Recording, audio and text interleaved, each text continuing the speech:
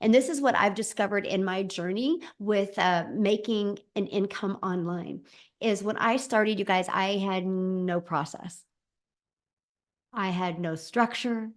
I had no idea what to do. And I was floundering out there. I was searching, I was Googling. I thought the more YouTube videos I would watch, the more money I would make, right? Or the more I could figure out how to make money. All it did is confuse me. I felt like I had a bunch of jigsaw puzzle pieces inside my head. I couldn't connect the dots. And so I discovered a process that walked me through step by step, right? But what was missing in that process was no community. And I was by myself.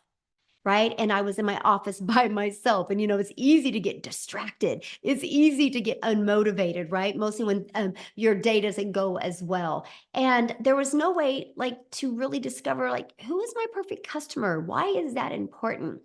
And so for the last 18 and a half months, I've been really paying attention to all of the questions that have ever been asked, not only from my customers, but from my potential customers.